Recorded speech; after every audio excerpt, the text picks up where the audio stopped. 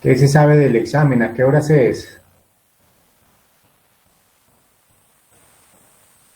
Gracias, Juan Felipe.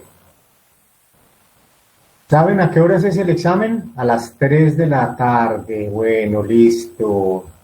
A las 3. Bueno, ¿cómo están? ¿Están lo suficientemente preparaditos ya? ¿Tienen alguna duda respecto al examen, a los temas?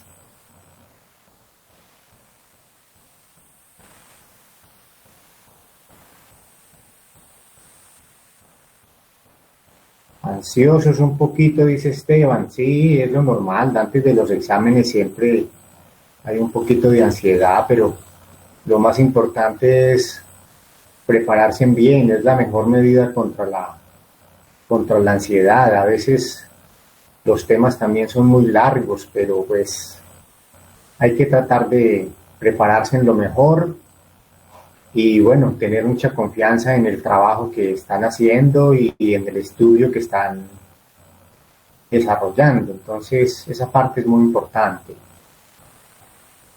Ya estamos como para que comencemos. ¿Qué opinan? O esperamos un tantico a ver si se conectan algunos otros porque veo que no hay sino 29 personas.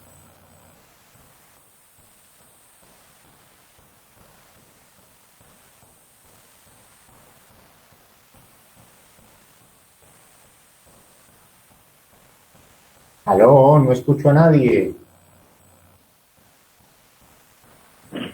Buen día, doctor. Doctor, ya les informé que ya vamos a arrancar clases para que de pronto los que no están conectados se apuren y se conecten. Ah, bueno, Esteban, muy bien. ¿Cómo va todo, Esteban? Bien, doctor, bien, gracias a Dios. Hoy como muy ansiosos pues por el parcial.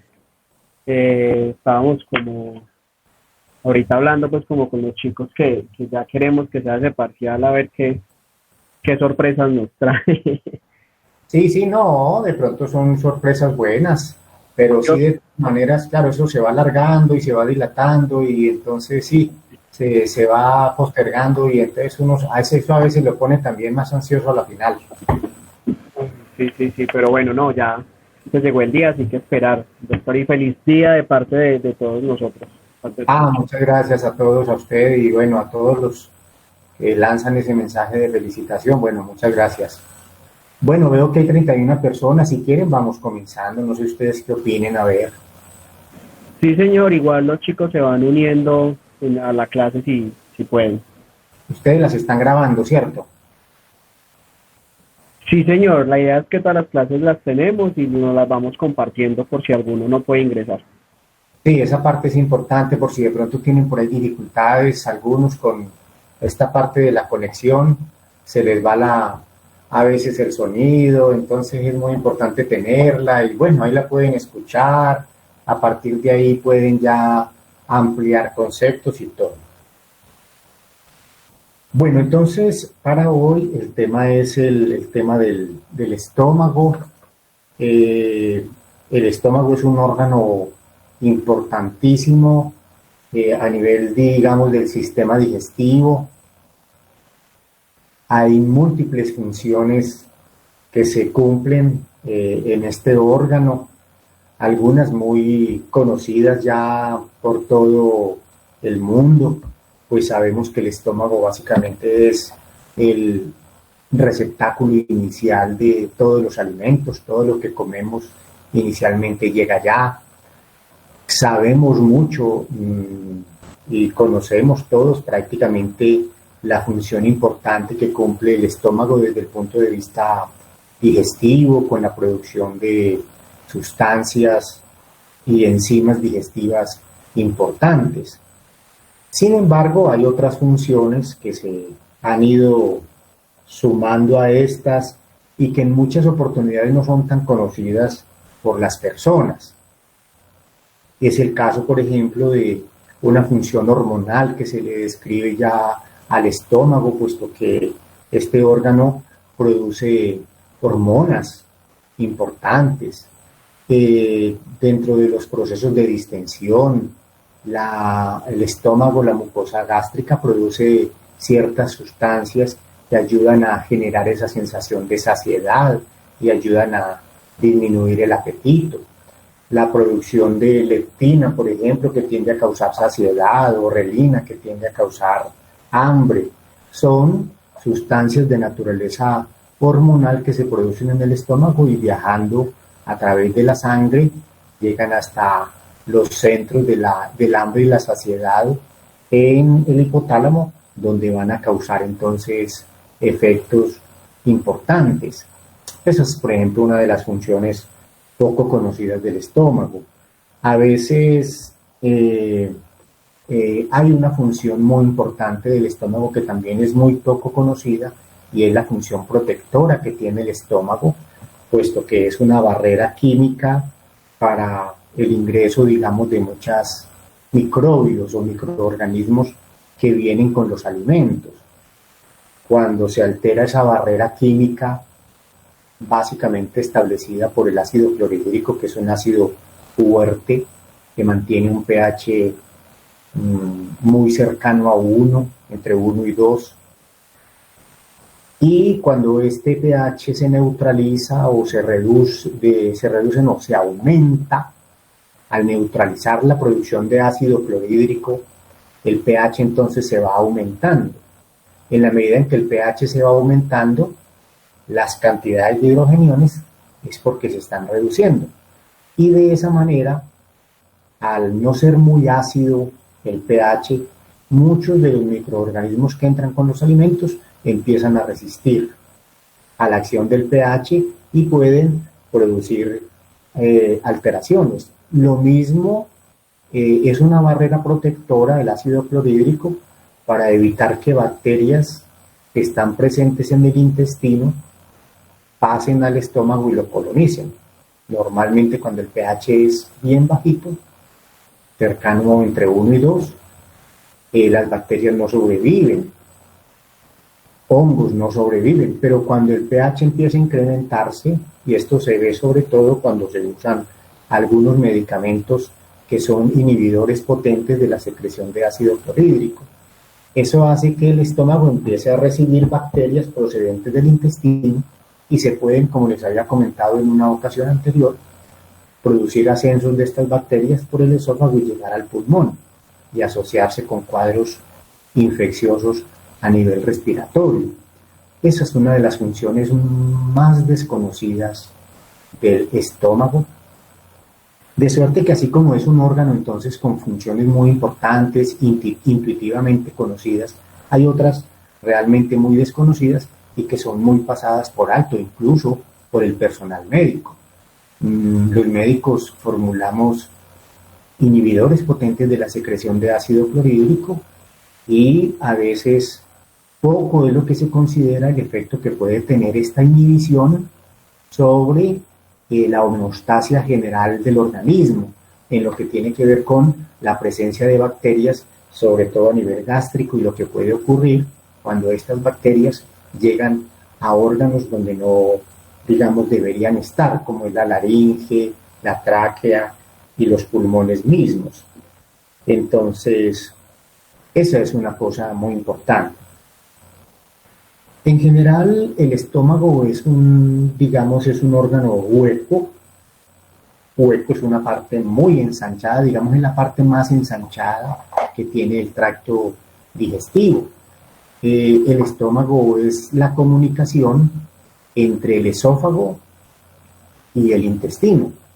El estómago se separa del esófago por el esfínter esofágico inferior, estructura que cumple una función muy importante, como la comentábamos ayer, de ser un sello para evitar que el ácido clorhídrico, bastante rico en hidrogeniones y muy nocivo para las mucosas, pase al esófago.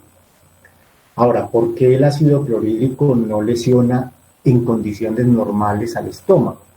Porque el estómago tiene abundantes células que producen abundante moco, es una capa de moco bastante gruesa. Se considera que la capa de moco en la mucosa gástrica puede ser del orden de 1 a 2 milímetros de recubrimiento, lo cual ayuda a evitar el efecto corrosivo del ácido clorhídrico.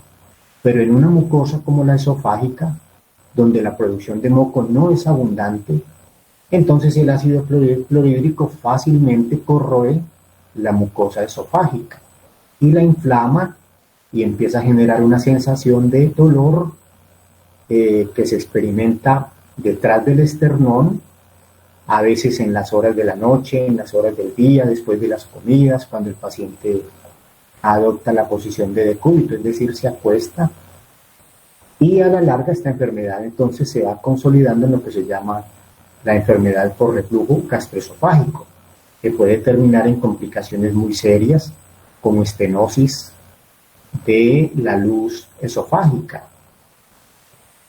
Entonces es muy importante este sello llamado esfínter esofágico inferior que separa el esófago del estómago. El estómago se separa del intestino por el píloro. El píloro es otro esfínter muy importante que funcionalmente permite el paso de los alimentos de manera muy paulatina desde el estómago hacia el intestino.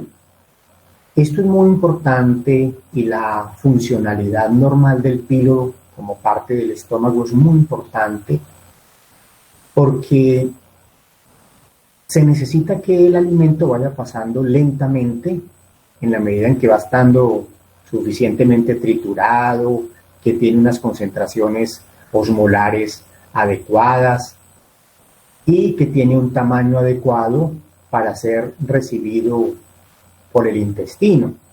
Además, porque tiene un pH óptimo. Cuando el píloro no realiza esa función adecuada o no existe el píloro porque se ha resecado, entonces el contenido gástrico pasa de manera continua hacia el intestino y la excesiva concentración de hidrogeniones en el contenido gástrico puede lesionar a la mucosa del duodeno, que es una mucosa que, como la mucosa esofágica, pues produce moco, pero no tanto como el que produce las células mucosas del estómago, y se empieza a lesionar la mucosa duodenal. Esa mucosa duodenal se puede ulcerar. Afortunadamente en el duodeno existe una defensa importante para evitar que el quimo, que es el contenido ácido gástrico que pasa hacia el duodeno junto con los alimentos, para evitar que el quimo lesione el duodeno, el páncreas suma secreciones ricas en bicarbonato que van a contrarrestar el pH excesivamente ácido con el que puede venir el alimento hacia el duodeno. Entonces es muy importante estos dos límites que tienen estos órganos, el estómago con el esófago y el estómago con el intestino delgado en su primera porción que se llama el duodeno.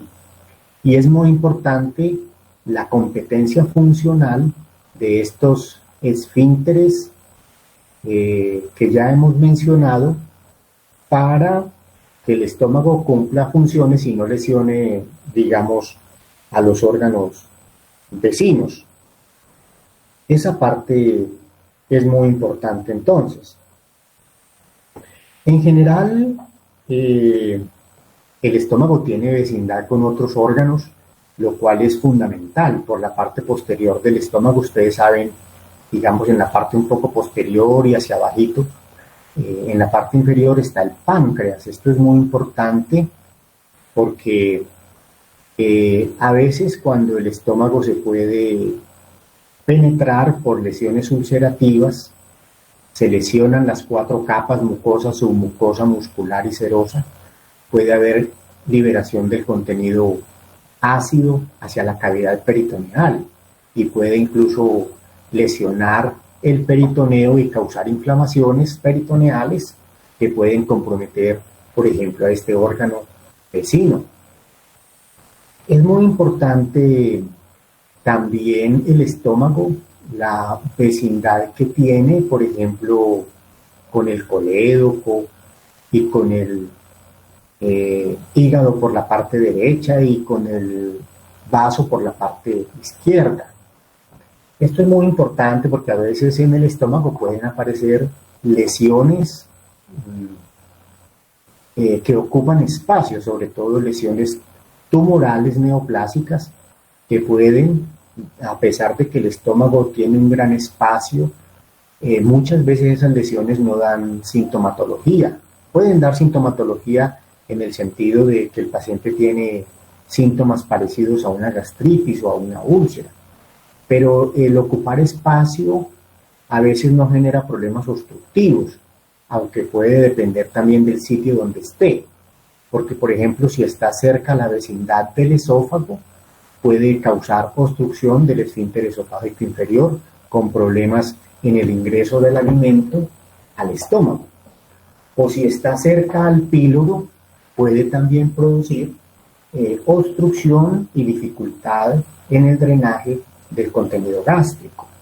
Si está, digamos, cerca a esa zona pilórica, que está próxima al sitio donde drena, digamos, toda la bilis, se puede entonces producir cuadros de tipo ictérico, es decir, el estómago es un órgano funcionalmente muy importante porque cumple funciones digestivas, secretoras, defensoras, receptivas, protectoras, etcétera, pero también anatómicamente es un órgano clave por la gran relación que tiene con órganos muy importantes.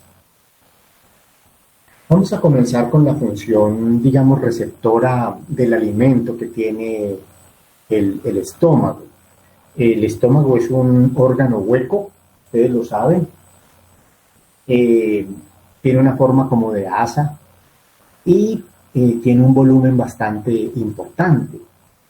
Una cosa que tiene característicamente de particular el estómago es que se puede distender.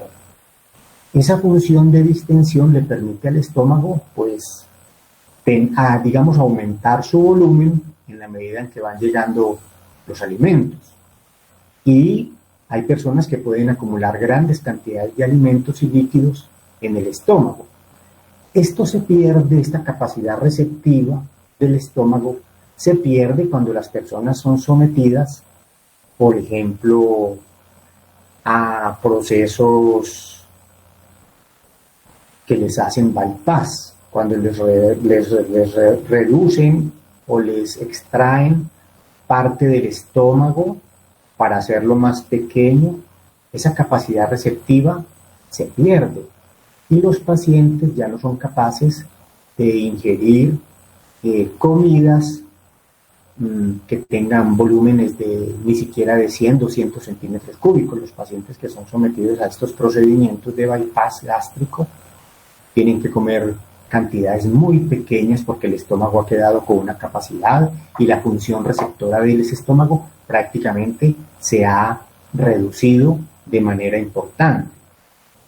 Esa función receptora es importante porque permite que el estómago también permanezca más tiempo dentro de él, estando expuestos a las sustancias claves para la función digestiva, y también permite que el estómago se vaya, digamos, tenga más tiempo para triturar los alimentos y procesarlos para que ellos puedan llegar ya preparados al intestino y el proceso absortivo y digestivo del intestino se complemente y se haga de una mejor manera.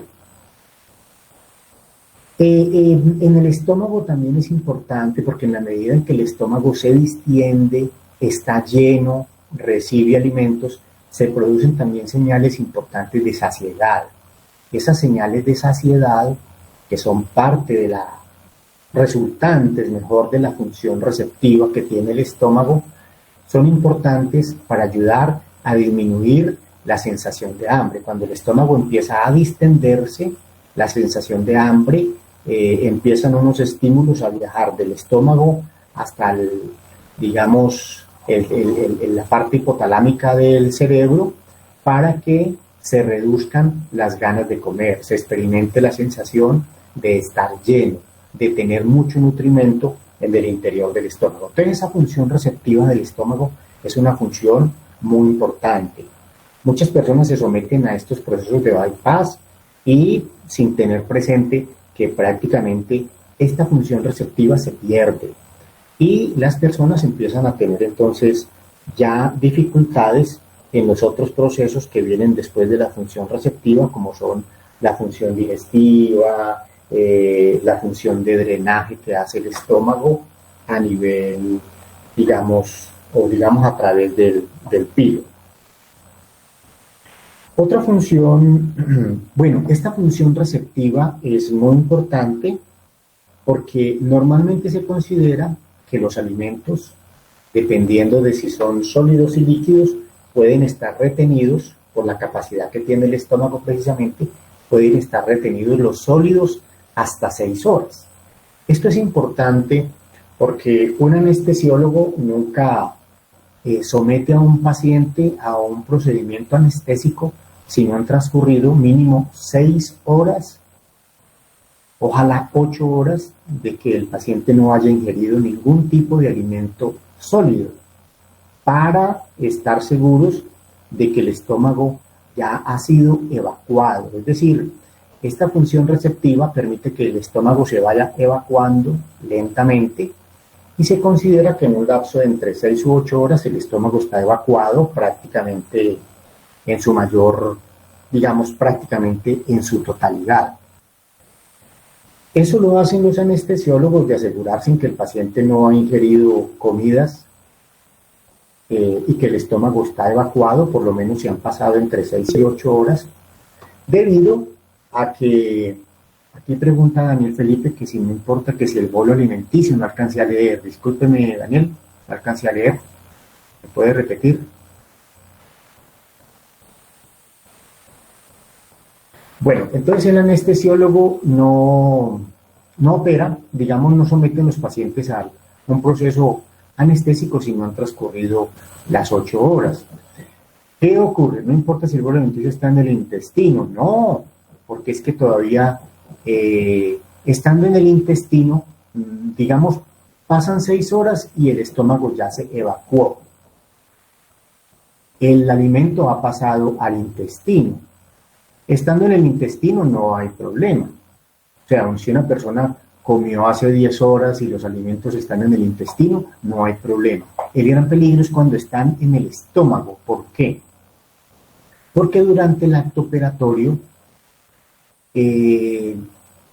se puede producir vómito, pero el reflejo del vómito es un reflejo que, a pesar de que devuelve contenido gástrico del estómago a través de la boca para ser expulsado, el reflejo del vómito, estando intacto el sistema nervioso, tiene unos mecanismos protectores, como son, en el momento en que se producen las arcadas para vomitar, se detiene la respiración y además la epiglotis sella la laringe.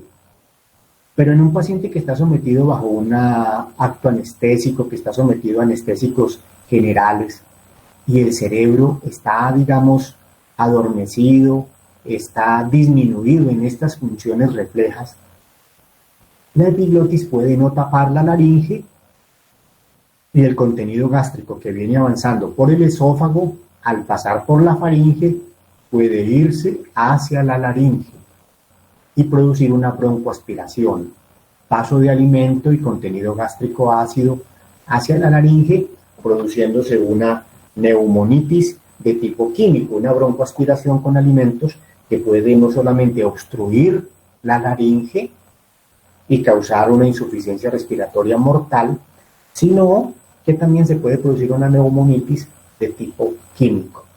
Entonces es muy importante tener presente esta función, digamos, receptiva, en qué momento el estómago ya está evacuado y la importancia que eso puede tener entonces en diferentes escenarios clínicos. Viene la otra función, que es la función digestiva del alimento. Eh, bueno, antes de la función digestiva y a los que requieren procedimientos de emergencia. Esa pregunta es muy importante. Cuando una persona requiere procedimientos de emergencia, se espera más o menos que transcurran 6 horas y se trata de mantener al paciente haciendo un tratamiento de mantenimiento y de sostén mientras se puede evacuar el estómago.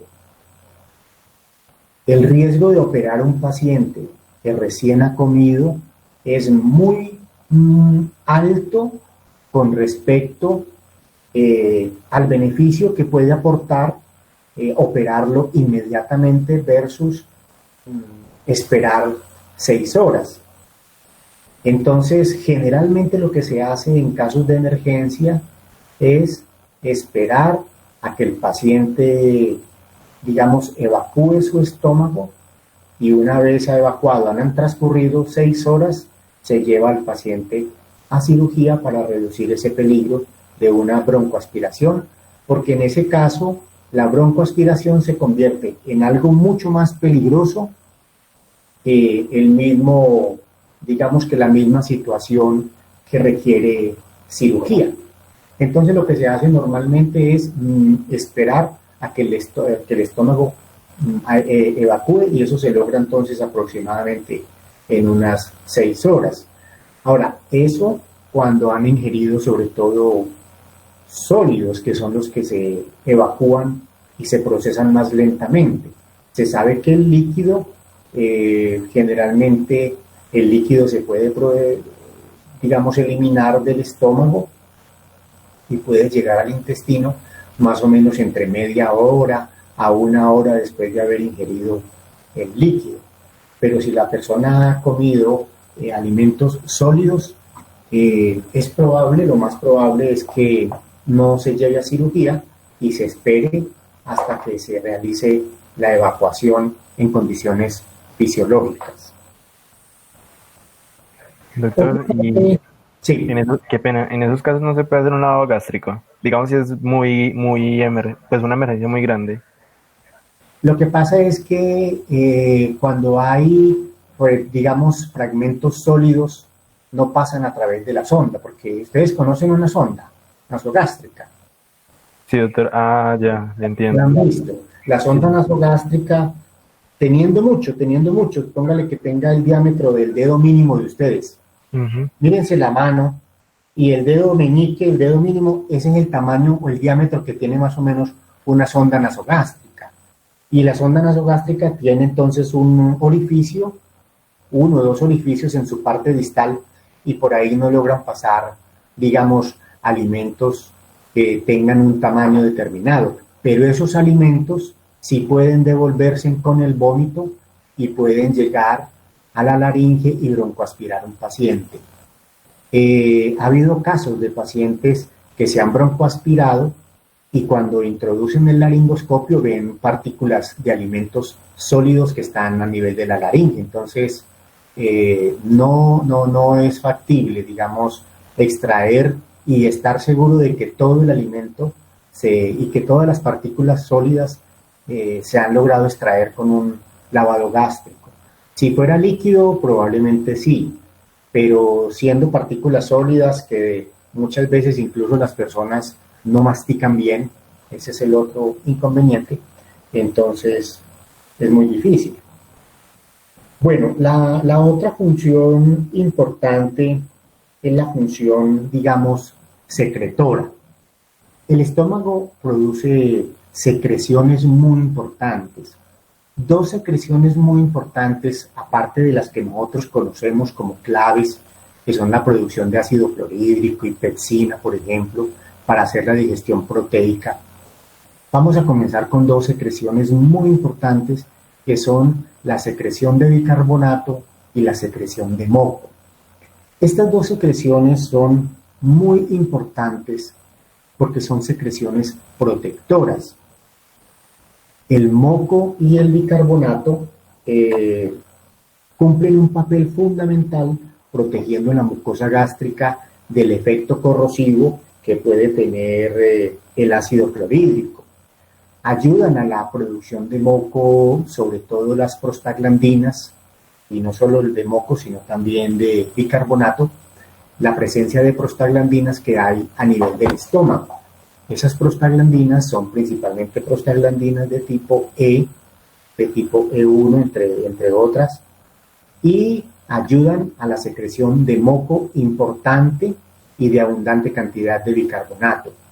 El bicarbonato puede interactuar, siendo una sustancia de naturaleza básica, con el ácido clorhídrico para neutralizar el efecto corrosivo que éste tiene sobre la mucosa gástrica.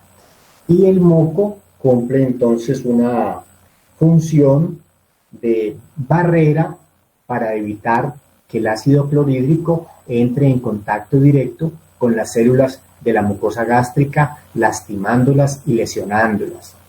Cuando estos factores protectores se reducen, bien sea porque el paciente no los produce en forma adecuada o porque se ingieren medicamentos que reducen la producción de prostaglandinas, entonces las cantidades de moco y bicarbonato se reducen de manera importante y el ácido clorhídrico actúa de manera más expedita y sin ningún tipo de protección sobre la mucosa gástrica, causando lesiones irritativas de la mucosa gástrica que terminan causando unos cuadros que ustedes van a estudiar más adelante, que son las gastritis, y si esas lesiones atraviesan la muscular de la mucosa, se conforma lo que es ya un cuadro ulceroso y conforma lo que es la enfermedad ulcerosa péptica asociada al ácido. Es muy importante tener siempre presente que hay muchos medicamentos que pueden disminuir la producción o la secreción de moco y la producción de bicarbonato, porque reducen la producción de prostaglandinas. Un grupo de medicamentos muy usados son el ibuprofeno, que es muy conocido tal vez por ustedes, la aspirina, que es muy conocida por ustedes, el diclofenaco, que es muy conocido por ustedes. Esos tres medicamentos se usan mucho para el manejo de los dolores y reducen la secreción de moco y la secreción de bicarbonato. Para contrarrestar esto, cuando se producen esas reducciones en la producción de moco, existe el misoprostol que se puede administrar a los pacientes para ayudar a mejorar y a incrementar la producción de moco y de bicarbonato para que proteja al estómago. Otro elemento muy importante que se secreta, digamos, a nivel, bueno, el moco también cumple un papel importante protegiendo al organismo contra irritantes que vienen con los alimentos. Ustedes saben que con los alimentos vienen, digamos, algunas sustancias que le dan sabor, que le dan color. Los condimentos son agentes irritantes. Ellos pueden en algunos momentos,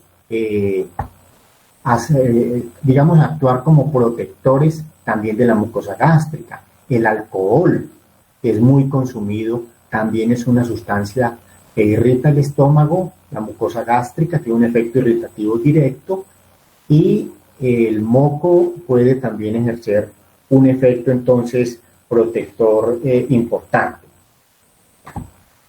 Otra sustancia que es secretada por el estómago, esta ya es una sustancia agresora neta, es el ácido clorhídrico. El ácido clorhídrico se produce básicamente a nivel de las células parietales. Estas son las células que producen el HCl, que es un ácido bastante fuerte. Normalmente en el organismo tenemos ácidos pero débiles, pero el ácido clorhídrico es un ácido bastante fuerte, bastante corrosivo, bastante lesivo sobre las mucosas. También este ácido clorhídrico, es muy importante mencionar que la producción de ácido clorhídrico, dice aquí Ana Gigi, el omeprazol actúa igual que el misoprostol. No, el misoprostol ya les comentaba que incrementa la producción de moco y la producción de bicarbonato, en tanto que el omeprazol inhibe un transportador que está en las mucosas, en las células de la mucosa gástrica, que se llama el transportador de hidrógeno, potasio, ATPasa, o sea, actúan diferente. Mientras el omeprazol reduce la secreción de ácido clorhídrico, al bloquear ese hidrógeno, potasio, ATPasa, al bloquear ese transportador, el misoprostol lo que hace es aumentar el moco y el bicarbonato. Entonces, actúan diferente, Anagil. Ricardo, ¿y el sucralfato incrementa producción del moco? Sí, también se sabe que el sucralfato es un agente que protege la mucosa. Protege la mucosa porque ella tiene es como un azúcar que tiene unos átomos de aluminio en su estructura y se pega a la mucosa gástrica haciéndole como una cobertura, dándole como una cubierta para que el ácido no actúe directamente. Pero también se sabe que el misoprostol puede incrementar la producción de moco y puede también incrementar la producción de bicarbonato. Entonces, es un agente citoprotector.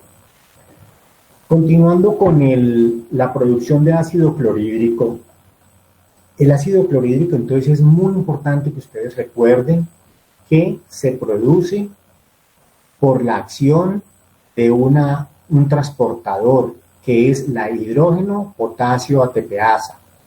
Este transportador consume ATP y es inhibido por los inhibidores de la bomba de protones, entre ellos omeprazol, lansoprazol, esomeprazol y otros de ese grupo. ¿Qué hace normalmente la hidrógeno potasio ATPasa? La hidrógeno potasio ATPasa intercambia un hidrógeno que está en el citoplasma de la célula por un potasio que está en el canalículo, prácticamente en la luz gástrica. Entonces el potasio ingresa a la célula y el hidrogenión sale intercambiado en la medida en que el potasio entra, o sea, es un contratransporte. Sale el hidrogenión a la luz y entra un potasio. Cuando se inhibe la hidrógeno potasio ATPasa por un omeprazol, por ejemplo, entonces el hidrogenión no puede salir a la luz y el cloro solo no puede formar el ácido clorhídrico, porque el ácido clorhídrico es HCl, protón más cloro. Eso es lo que ocurre cuando está el omeprazol, pero cuando no hay omeprazol, que se está produciendo ácido clorhídrico, entonces el transportador saca hidrogenión hacia la luz gástrica e ingresa un potasio. El hidrogenión que queda en la luz gástrica se une al cloro que salió intercambiado por bicarbonato. Y de esa forma están presentes el cloro y el hidrogenión en la luz gástrica para dar origen al ácido clorhídrico. Se sabe que el ácido clorhídrico se produce prácticamente durante las 24 horas, aún en momentos de reposo hay unas producciones basales de ácido clorhídrico, pero la mayor cantidad de ácido clorhídrico que se produce se hace en los momentos prandiales, es decir, cuando estamos ingiriendo alimentos. Y el principal factor que influye en la secreción gástrica y en la secreción de ácido clorhídrico son las fases cefálica, las fases gástricas y las fases intestinales de la secreción gástrica. En la fase cefálica, ¿qué pasa? La producción de ácido clorhídrico y de líquido gástrico en general se hace porque vemos alimentos, porque los olemos, porque nos imaginamos un alimento muy apetitoso. Es decir, hay una serie de estímulos sensoriales que al llegar al sistema nervioso producen una estimulación vagal parasimpática para hacer que se aumente la producción de ácido clorhídrico y de secreción gástrica. En el caso de la fase gástrica, la secreción de ácido clorhídrico y de secreción gástrica ocurre una vez los alimentos llegan al estómago. Cuando los alimentos llegan al estómago, las proteínas y los alimentos estimulan las células G, que son células productoras de gastrina, y la gastrina va a estimular la producción de ácido clorhídrico por las células parietales. Y una vez los alimentos están en el estómago, pueden llegar o están pasando, digamos, al intestino, pueden llegar señales de gastrina procedentes del intestino que van a estimular la secreción y van a reforzar la secreción de gastrina con la secreción de ácido clorhídrico en el estómago. Esas fases que regulan la secreción gástrica, principalmente de ácido clorhídrico,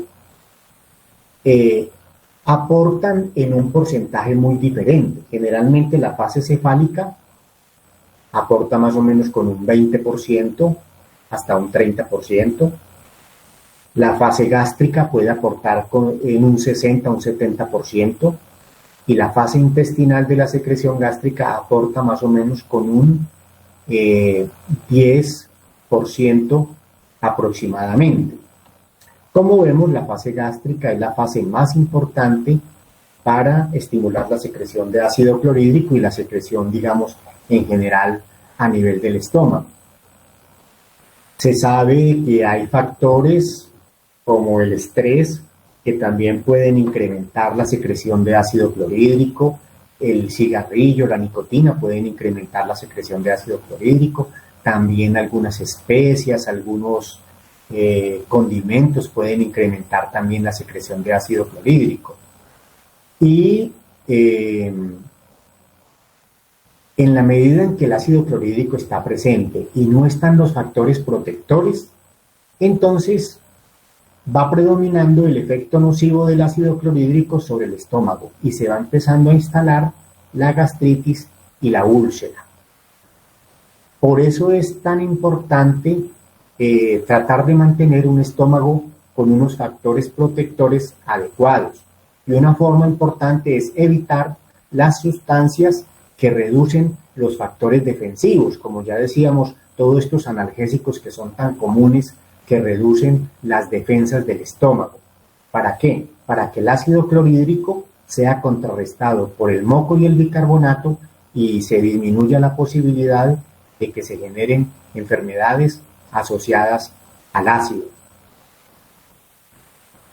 Se sabe que, digamos, el líquido gástrico, digamos, se compone, es muy rico, el líquido gástrico es muy rico en cloro y en hidrogenión, y es mucho más pobre en potasio y mucho más en sodio.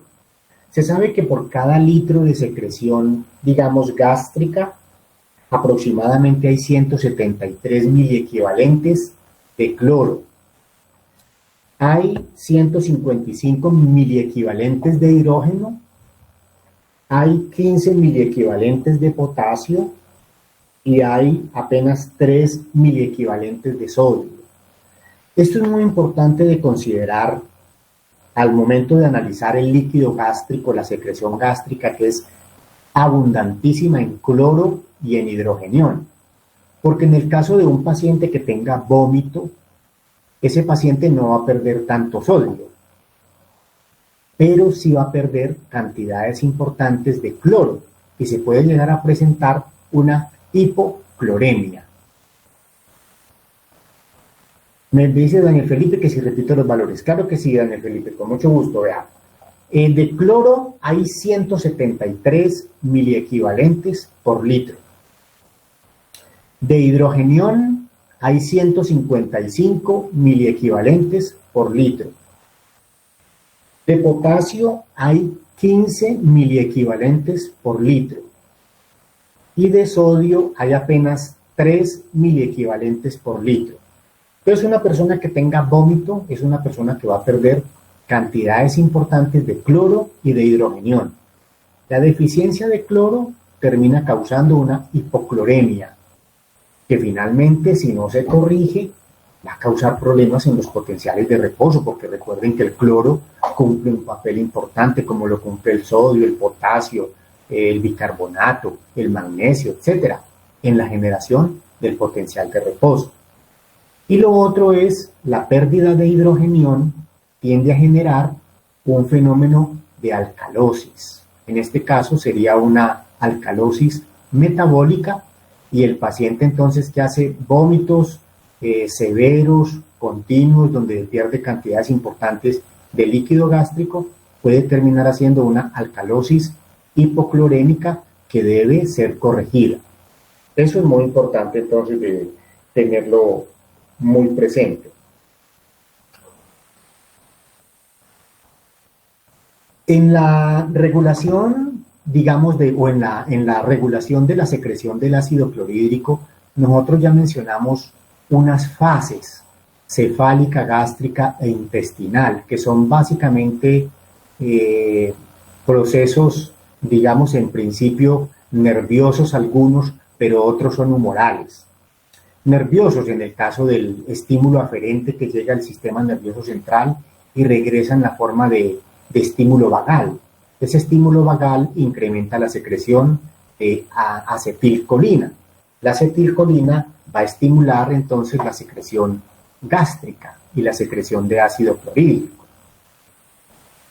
Hay también estímulos hormonales o humorales, puesto que, como hemos dicho, los alimentos estimulan la secreción de gastrina.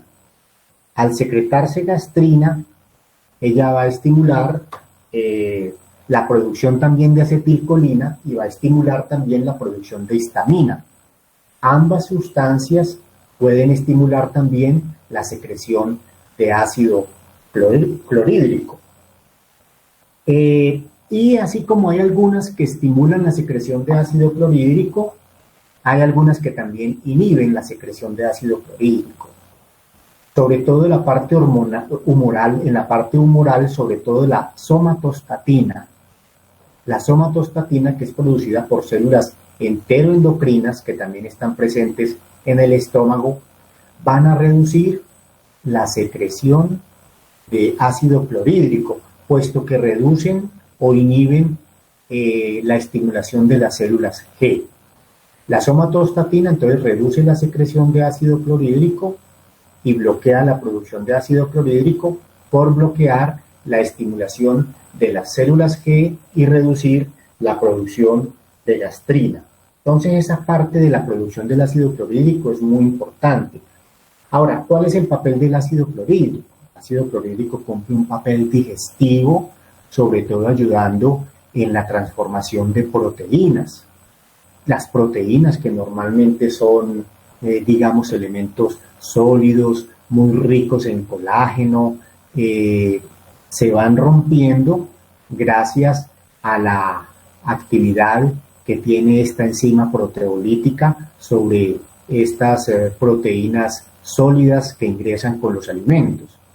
Pero también el ácido clorhídrico es muy importante porque ayuda a que otra enzima que degrada las proteínas y que degrada el colágeno que une las fibras de las proteínas, ayuda a que se active.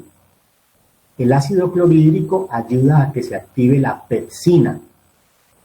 La pepsina se produce inicialmente como pepsinógeno, que es una enzima inactiva, pero una vez está en el estómago y en la presencia de ácido clorhídrico, el pH del estómago está entre 1 y 2, el pepsinógeno se activa para transformarse en pepsina. Y una vez la pepsina está presente en el estómago, puede degradar el colágeno y ayudar a la transformación de las proteínas, permitiendo que finalmente se fragmenten todas las fibras proteicas para dejar casi libres estructuras de pequeñas cantidades de aminoácidos que van a ser ya digeridos por péptidos que no son capaces de digerir el colágeno y las fibras, mucho más grandes molecularmente hablando de las proteínas. Entonces el ácido clorhídrico cumple un papel intrínseco, pero ayuda también a la activación de la pepsina. Recuerden que mientras el ácido clorhídrico se produce por las células parietales, la pepsina se produce por las células principales del estómago.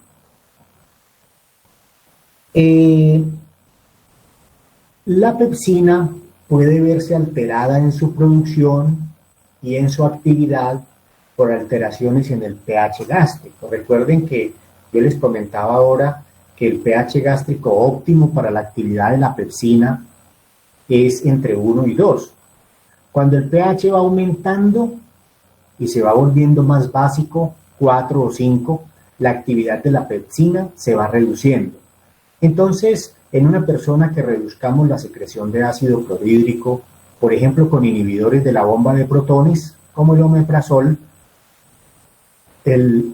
la actividad proteolítica de la pepsina se va a ver reducida. Una mención muy importante es la histamina. Decíamos que la histamina aumenta también la secreción de ácido clorhídrico. La histamina es un transmisor que se produce a partir de la histidina, que es un aminoácido. Sobre la histidina actúa una histidina descarboxilasa para transformarla en histamina. Una vez la histamina se produce, ella puede actuar sobre receptores de histamina que están presentes en el estómago. Estos receptores de histamina que están presentes en el estómago son del tipo de los receptores H2, distintos a los receptores de histamina que están en otras partes del cuerpo, por ejemplo en la piel, sistema nervioso central, que son del tipo H1, también en la nariz. Entonces, nosotros al bloquear la acción de la histamina con antihistamínicos H2, podemos también bloquear la secreción de ácido clorhídrico. Esto se utiliza con fines terapéuticos para el control de la úlcera gástrica. Reducimos la secreción de ácido clorhídrico en la úlcera gástrica con antagonistas H2. Tal vez ustedes conocen algunos de ellos, los han oído mencionar. La ranitidina es uno de los medicamentos antagonistas de los receptores H2 que bloquean la secreción de ácido clorhídrico. ¿Cómo hace para que el ácido clorhídrico sea producido por la acción de la histamina? La histamina se une al receptor H2. Una vez se une al receptor H2, este está acoplado a una proteína G.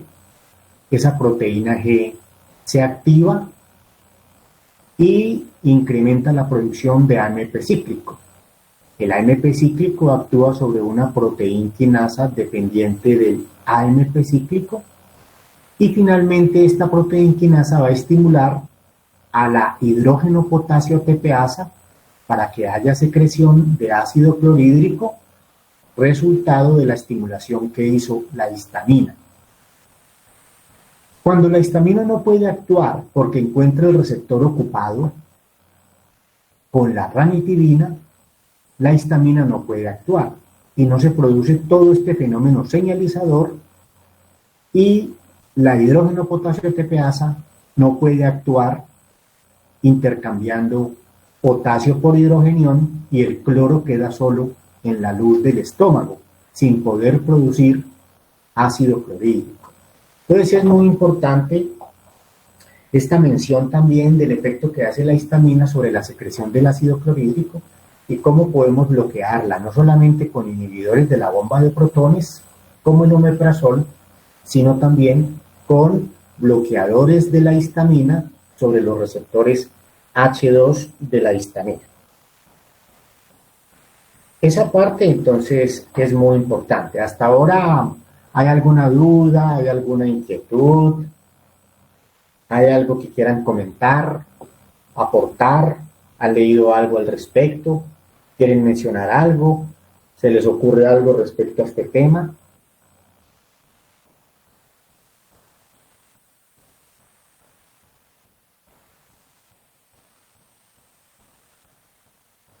¿Todo bien? Sí, señor, vamos bien. Yo creo que vamos como siguiendo el hilo porque tuvo como cositas que vimos en histología, pues como que empezamos a conectar y sirve muchísimo, doctor. Ah, bueno, muy bien. Aquí también Miguel Ángel me dice que sí. Jaime Adolfo, ¿qué me cuenta? Jaime Adolfo Quiroga.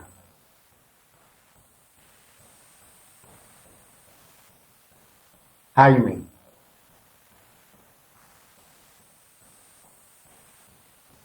Juan Felipe. Juan Felipe Caicedo.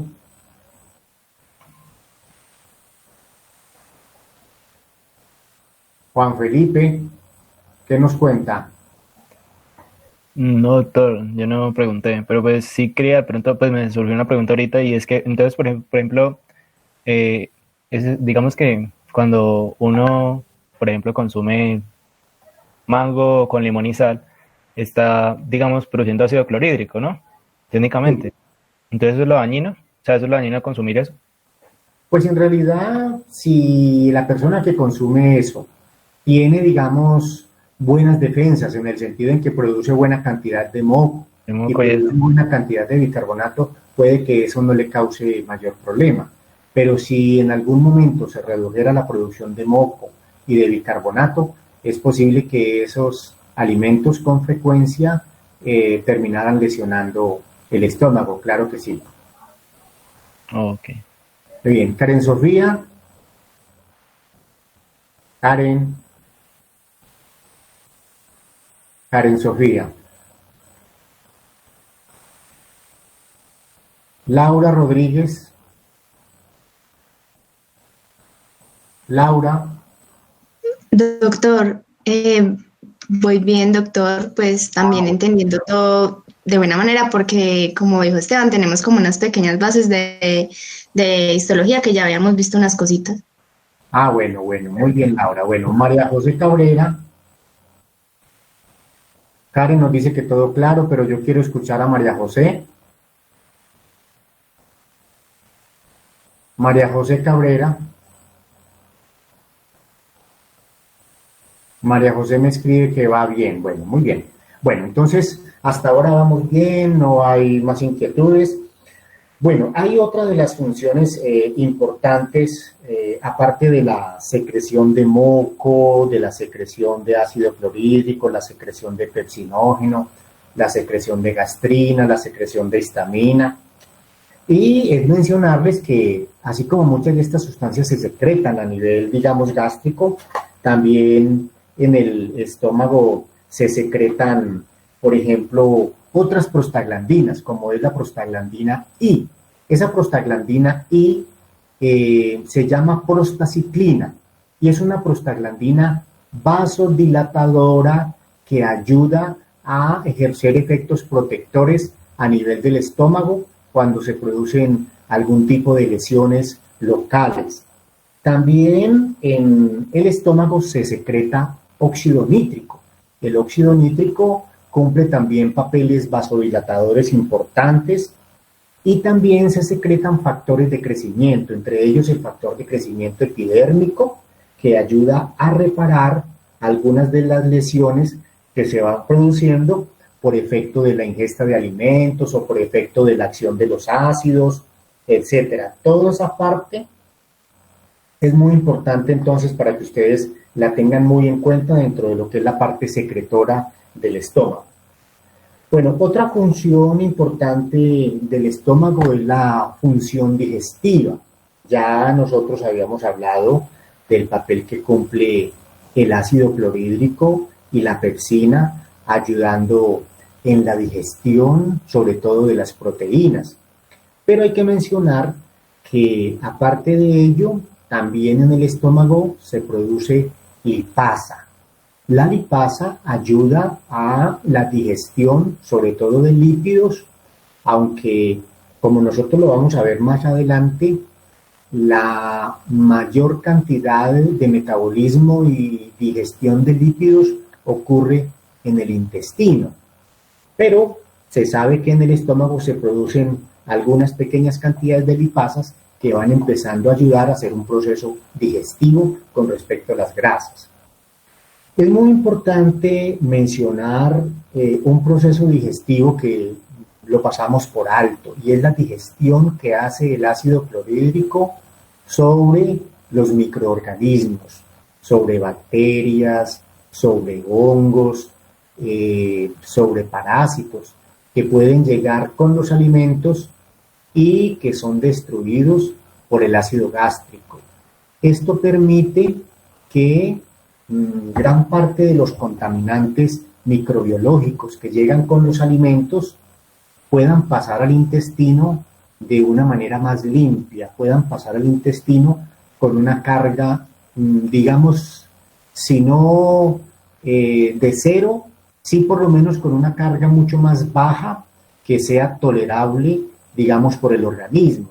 Cuando eso no ocurre, entonces se pueden presentar algunos trastornos en la forma de diarreas o algunos trastornos en la forma de alteraciones en la absorción, en la digestión intestinal, producto de microbios que están llegando con los alimentos y que no están siendo suficientemente esterilizados, por si se puede utilizar, digamos, esa expresión. Entonces es muy importante. También se pueden producir reflujos del intestino hacia el estómago. Es decir, puede haber paso de contenido intestinal hacia el estómago. En ese caso, ese contenido intestinal que tiene bacterias, esas bacterias también son digeridas por el ácido gástrico y de esa manera destruye los microorganismos impidiendo que colonicen el estómago. Normalmente el estómago es, digamos, una cavidad donde no hay colonización, digamos, ni bacteriana ni parasitaria. Y eso se logra prácticamente porque el ácido clorhídrico destruye entonces todo el contenido microbiológico que puede estar presente a nivel de la cavidad gástrica en un momento dado. La otra función importante que cumple el estómago es la función motriz, es decir, la motilidad. Si bien el estómago es un receptáculo inicialmente de alimentos, los alimentos tienen que permanecer un tiempo determinado, sobre todo los sólidos, para empezar no solamente a mezclarse. Entonces en el estómago hay movimientos de mezcla, pero también hay movimientos que impulsan los alimentos en sentido distal, en sentido caudal, para que choquen y golpeen contra el píloro que está cerrado y de esa manera se vayan, digamos, fragmentando, se vayan mezclando de manera más óptima con todas las secreciones. Esos movimientos de mezcla y los movimientos contráctiles que ocurren a nivel del estómago son muy importantes entonces para permitir no solamente el avance de los alimentos hacia la región del píloro, sino también para ayudar a la mezcla. Ese es un grupo, digamos, de movimientos contráctiles que ocurren a nivel del estómago. Ocurren principalmente una vez ingerimos alimento y en los momentos postprandiales, mientras los alimentos se van mezclando, mientras los alimentos se van fragmentando y todas esas funciones, digamos, gástricas tienen dos características. Una, la que ocurre en la parte más digamos, proximal del estómago. En esa actividad proximal del estómago, esas ondas contráctiles duran generalmente hasta 5 minutos. Influyen mucho en esas actividades contráctiles la presencia de transmisores. La acetilcolina y la serotonina cumplen papeles estimulantes, mientras que el óxido nítrico y el péptido intestinal vasoactivo cumplen papeles inhibidores.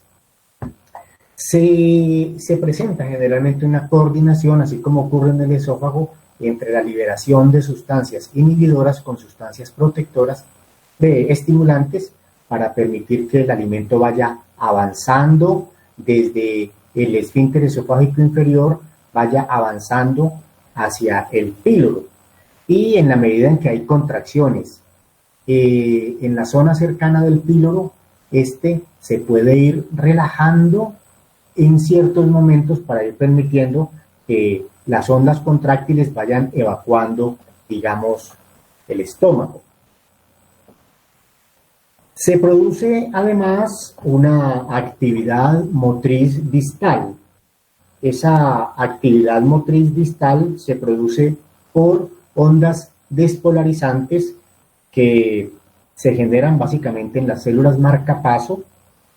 Estas ondas de la actividad motriz distal son las que permiten en un momento dado moler y vaciar el contenido gástrico. Son muy importantes porque son contracciones rápidas y repetitivas que se producen generalmente por reflejos de recepción y de adaptación gástrica. Hay otra actividad motriz que ocurre en el estómago, que se llama el complejo motor migratorio.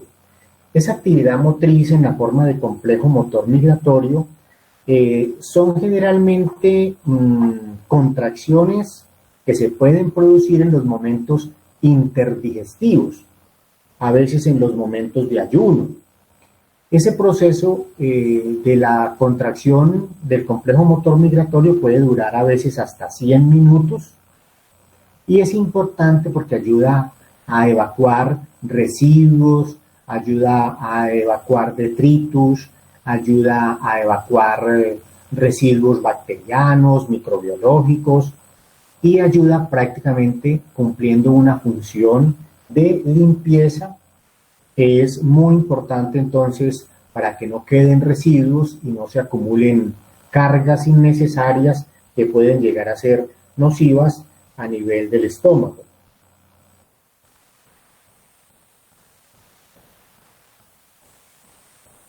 Otra de las funciones importantes que ocurren a nivel del estómago, aparte de las que ya hemos mencionado, es una función antianémica. La función antianémica que ocurre a nivel del estómago se produce básicamente porque en las células parietales se produce una sustancia llamada el factor intrínseco. Ese factor intrínseco es una proteína que se va a unir a la vitamina B12 y va a avanzar con ella hasta el íleon, donde la vitamina B12 se absorbe con la ayuda de este factor intrínseco. Si no está el factor intrínseco, la vitamina B12 no se puede absorber. Y como nosotros veíamos, la vitamina B12 cumple un papel muy importante en la formación y en la maduración de los eritrocitos, en la formación del ADN. Y los eritrocitos, cuando están formándose en ausencia de vitamina B12 o en deficiencia de vitamina B12, entonces no maduran adecuadamente. Son unos eritrocitos grandes que se llaman macrocitos. Y al haber deficiencia de vitamina B12, porque falta el factor intrínseco y no se absorbe la vitamina B12, en la sangre empiezan a aparecer glóbulos rojos que son más grandes de lo normal. Tienen un volumen mayor del que tiene un glóbulo rojo normal. Y se describe el fenómeno de la macrocitosis a nivel de la sangre. Cuando hay macrocitosis, tenemos que pensar que una de las posibilidades es que haya deficiencia de vitamina B12 o que haya deficiencia de factor intrínseco. También puede ser la macrocitosis por deficiencia de ácido fólico. O sea que cuando ustedes vean un cuadro hemático que reporta glóbulos rojos más grandes de lo normal, macrocitos, tienen que pensar en la posibilidad de que el paciente tenga una anemia que se llama una anemia macrocítica. la hemoglobina está también por debajo de lo normal y se instala el cuadro de una anemia macrocítica, y se tiene que pensar en que en el estómago no se está produciendo factor intrínseco. Se sabe Doctor, que los inhibidores de protones, sí, cuénteme. qué pena, profe, interrumpirlo un momento. Sí. Entonces, hasta el momento tenemos en cuenta que principalmente pues la vitamina B12 se está asociando como para prevenir y, por así decirlo, sería directamente proporcional a una anemia, ¿sí? Entonces tenemos o la deficiencia del factor intrínseco o la deficiencia del consumo, por así decirlo, también en la ingesta. Pero entonces una pregunta, ¿esta vitamina B12 se absorbe a nivel del ilio? Sí, ella se absorbe a nivel del ilion, pero ella sola no es capaz de atravesar las membranas intestinales del ilion. Tiene que estar ayudada por el factor intrínseco. Y entonces una pregunta, profe, también si una persona estaría, si, o sea, estuviese presentando una anemia, también nos estaría presentando un daño a nivel de la absorción, pues a nivel de la célula, por así decirlo. Generalmente no. Generalmente la causa más importante, claro que puede haber un problema, digamos, en el transporte de vitamina B12 y de factor intrínseco. Generalmente el factor intrínseco acompaña a la vitamina B12 y allá la suelta para que pueda ser transportada. Obviamente también se pueden presentar alteraciones a nivel del ilio que pueden causar, digamos, alteraciones en la absorción, pero es más raro. Lo más común es que cuando tengan una anemia macrocítica, lo más común es que tengan déficit de vitamina B12, déficit de factor intrínseco, déficit de ácido fólico, y si usted encuentra, por ejemplo, esos tres factores normales, entonces ya usted va a pensar que de pronto puede haber un problema a nivel del ilio, y a lo mejor se encuentre con que tenga alguna enfermedad ileal, por ejemplo, una tuberculosis intestinal, una enfermedad de Whipple, cualquier otra enfermedad que cause trastornos de mala absorción, porque altera indudablemente todas las vellosidades intestinales ileales y altera todos los procesos de transporte. Pero lo más común es deficiencias en la ingesta de vitamina B12, deficiencias en la ingesta de ácido fólico o problemas en la formación del factor intrínseco. Listo, doctor, muchísimas gracias. Bueno, señor. Bueno, una cosa que puede producir... A ver, ¿alguien quiere hablar? Sí, ¿me escucha ya? Sí, ya. Bueno. Doctor, ¿cuál es la diferencia entre anemia perniciosa y anemia macrocítica? Bueno, lo que pasa es que la anemia macrocítica puede ser por los tres orígenes que ya le he dicho, ¿cierto? Deficiencia de ácido fólico, deficiencia de vitamina B12 o deficiencia de factor intrínseco, ¿de acuerdo? Pero la anemia perniciosa es una anemia que se produce donde hay anemia macrocítica, pero la vitamina B12 está normal. El ácido fólico puede estar normal, pero el problema está en la producción de factor intrínseco. Entonces pueden haber enfermedades autoinmunes que lesionen a las células parietales.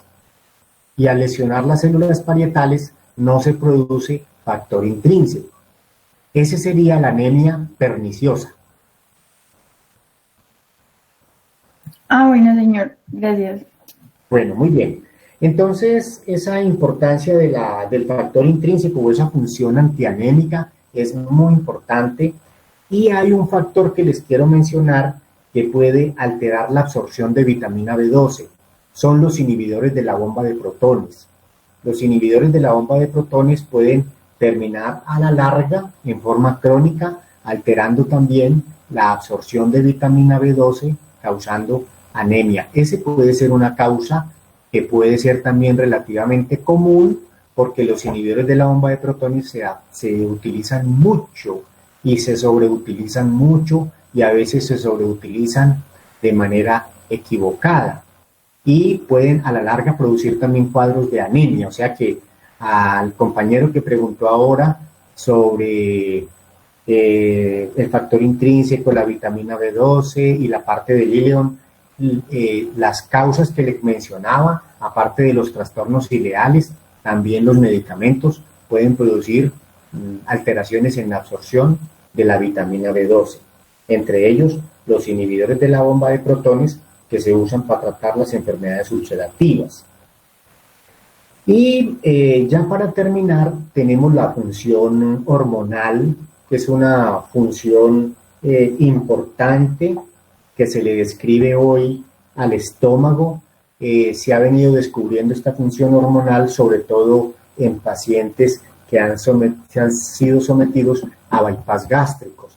Estos pacientes que han sido sometidos a bypass gástricos se les han encontrado algunas alteraciones en los niveles de algunas sustancias de naturaleza hormonal, pero específicamente se sabe la producción de somatostatina, que va a cumplir una función, digamos, paracrina, reduciendo la producción de niveles de gastrina, pero también la leptina, sobre todo causando estados de saciedad, sensación de que el organismo tiene niveles de lípidos y está lo suficientemente lleno. Y la relina, una hormona que se asocia sobre todo con los procesos de hambre. También, como les decía, una función importante en la regulación de la ingesta con estas dos sustancias. Pero también se sabe que cuando el estómago está lo suficientemente distendido, se producen señales de saciedad que por vía autonómica van hasta el sistema nervioso central, hasta el hipotálamo, generando entonces, digamos, reducción en los deseos de comer, reducción en los deseos ya de ingerir alimento, porque el estómago está lo suficientemente distendido, hay mucho alimento, hay, digamos, presencia de mucho nutrimento a nivel gástrico y ya no se necesitaría más. En teoría es lo que quiere llevar ese mensaje. Bueno, con esto creo que hemos hecho un resumen de los aspectos fisiológicos mejor identificados hoy, unos más, otros un poco menos, en estudio, en avance. Se está conociendo mucho esta parte hormonal del estómago. Hay unas funciones muy conocidas, la parte digestiva, la parte de producción de ácido clorhídrico, etcétera. Y esto era lo que tenía entonces para comentarles respecto a este tema. No sé si tengan inquietudes, no sé si tengan preguntas o aportes. Y si no, con esto pues podemos dejar ahí para que se dispongan ya a almorzar, descansar un rato y presentar su examen, y ojalá que todo esté muy bien. Doctor, una pregunta. Sí. Como tal, ¿cómo se da esa retroalimentación, pues, desde la segregación de sustancias a nivel estomacal hasta el sistema nervioso central? ¿Se segrega la gastrina y luego hay otros intermediarios, o cómo es? No, la relación entre gastrina y somatostatina es una relación local. En principio, la somatostatina, que es producida por las células del sistema enterocromafin, una vez se produce, puede por vecindad actuar sobre las células G para reducir la producción, para que éstas reduzcan la producción de gastrina. Esa es digamos, una situación local. Ya la producción de leptina y la producción de relina generan efectos, digamos, generando un mensaje más a distancia, más a nivel del hipotálamo. Y cuando se empiezan a ver esos fenómenos de distensión, son, digamos, respuestas un poco más rápidas, puesto que en la medida en que el estómago se va distendiendo, inmediatamente por vía aferente, esas señales llegan al hipotálamo para que éste dé la idea y el sistema nervioso detecte, por ejemplo, en el caso del cerebro, de que hay saciedad, de que ya estamos muy llenos, de que comer más es contraproducente, y ese es digamos, un estímulo que produce un efecto entonces reflejo.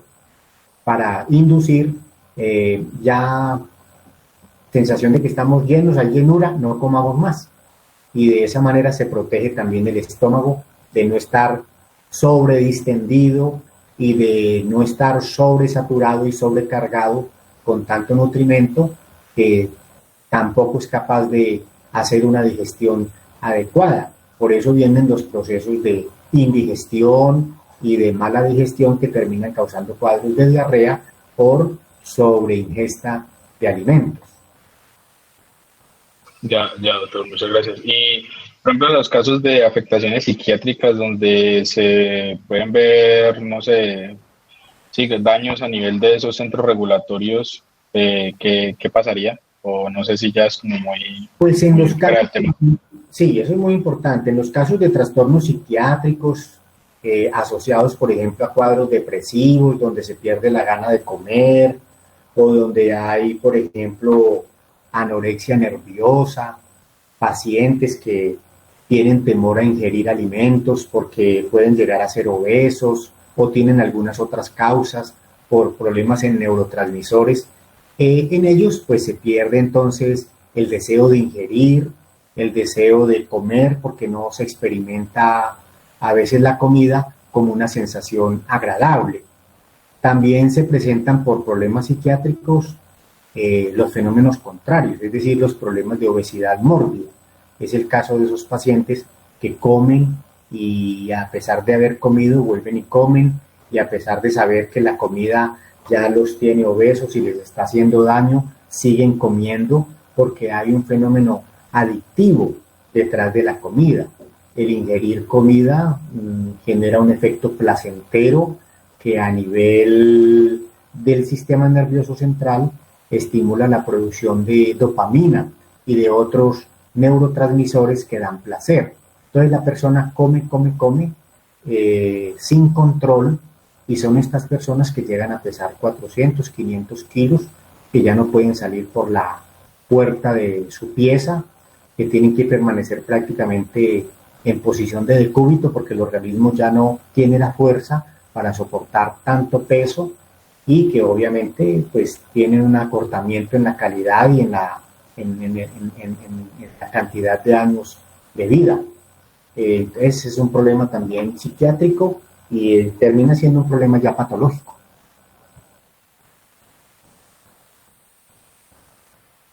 Muchas gracias, doctor. Bueno, muy bien. ¿Alguna otra pregunta, alguna otra inquietud?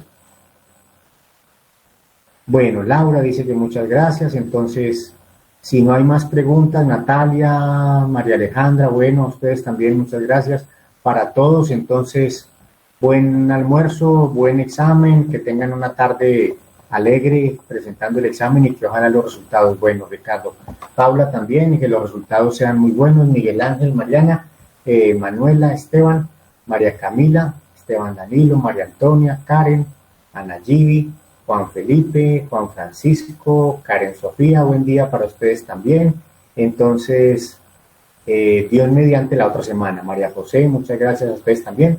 Dios mediante la otra semana hacemos la corrección del examen. Y Juan Miguel, Andrea, que estén muy bien también, buena tarde. Y entonces damos continuidad en la otra. En la otra clase nos vamos a pasar ya al tema de hígado, páncreas y después intestino. Bueno, Juan Jacobo, que esté muy bien, a ustedes también, muchas gracias. Bueno, adiós. Gracias, a todos. profe. Bueno, hasta luego y deseo un feliz día. Feliz día del docente. A ustedes también. Bueno, espero que, bueno, Esteban, si todavía está por ahí, de pronto espero que me colaboren el próximo jueves, haciendo la programación para el jueves y para el viernes, ¿sí? Esteban ya se nos fue, pero bueno, alguien de pronto le recuerda, y si no, yo le mando un mensajecito también. Bueno, que estén muy bien todos, muy buena tarde, pues.